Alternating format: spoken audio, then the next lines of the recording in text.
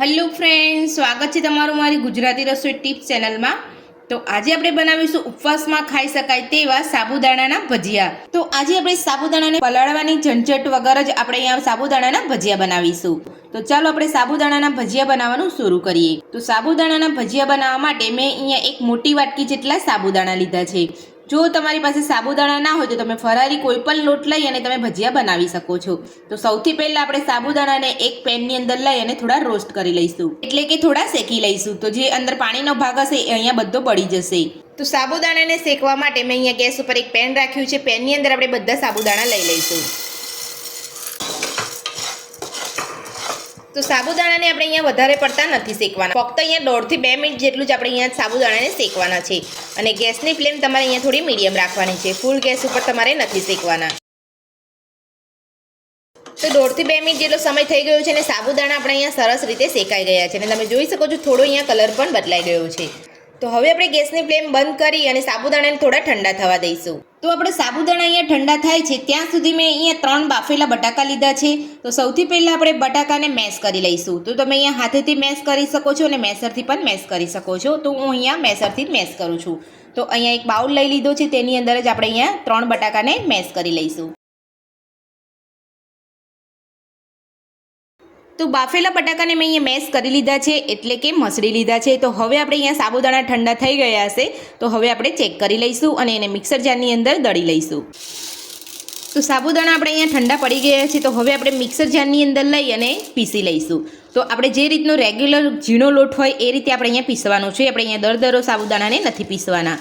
જો તમારા અહીંયા દરદરા સાબુદાણા પીસાતા હોય તો તમારે અહીંયા સાબુદાણાને ચાળીને લઈ લેવાના છે અને મોટું જે રહી ગયું હોય એ તમારે બીજી વાર પીસી લેવાનું છે।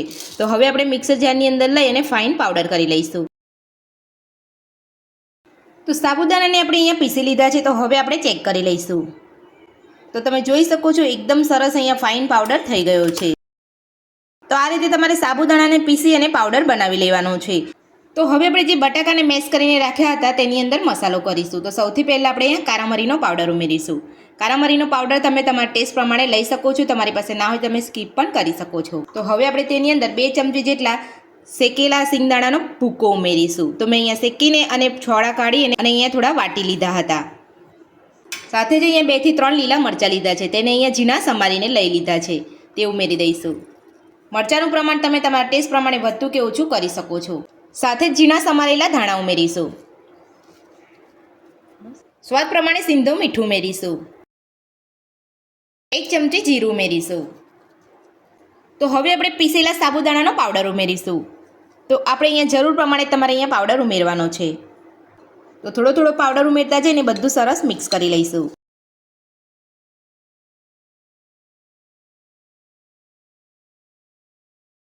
તો સાબુદાણાનો પાવડર અને બધા જ મસાલા ઉમેરીને આપણે સરસ અહીંયા મિક્સ કરી લીધું છે।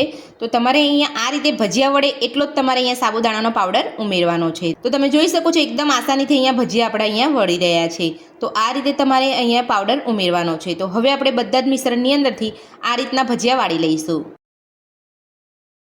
જો તમે અહીંયા સામટો સાબુદાણાનો પાવડર ઉમેરી દેશો તો તમારા ભજીયા આ રીતના નહીં વળે અને છૂટા પડી જશે। તો બધા જ ભજીયા આપણે અહીંયા બનાવી લીધા છે। તો હવે આપણે ભજીયાને તળી લઈશું। તો ભજીયા તળવા માટે મેં અહીંયા એક કડાઈની અંદર તેલ ગરમ કરવા મૂકી દીધું હતું અને તેલ આપણું અહીંયા ગરમ થઈ ગયું છે। તો અહીંયા બરાબર તેલ ગરમ થાય ત્યારબાદ તમારે અહીંયા ભજીયાને તળવાના છે। તો આપણું તેલ અહીંયા કમ્પ્લીટ ગરમ થઈ ગયું છે। તો હવે આપણે ભજીયાને તળી લઈશું। તો શરૂઆતમાં તમારે અહીંયા ગેસની ફ્લેમ ફૂલ રાખવાની છે। તો હવે આપણે ભજીયાને તળાવવા દઈશું। બબલ્સ ઓછા થાય એટલે ભજીયાને આપણે હળવે હાથે પલટાવીશું।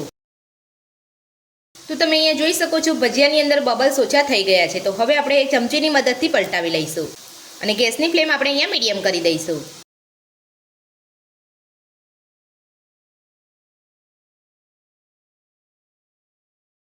તો એ જ રીતે આપણે બીજી બાજુ પણ ભજીયાને તળાવવા દઈશું। આ રીતે ફેરવતા જઈને બધી બાજુ સરસ ભજીયાને આપણે તળી લઈશું।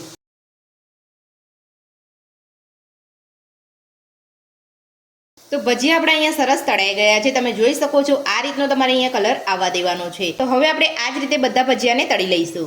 તો ખાવામાં એકદમ સ્વાદિષ્ટ અને સોફ્ટ આપણા સાબુદાણાના ફરાળી ભજીયા બનીને તૈયાર છે અને આપણે અહીંયા પ્લેટની અંદર સર્વ પણ કરી લીધા છે। તો તમે અહીંયા જોઈ શકો છો આપણા ફરાળી ભજીયા એકદમ સોફ્ટ બન્યા છે.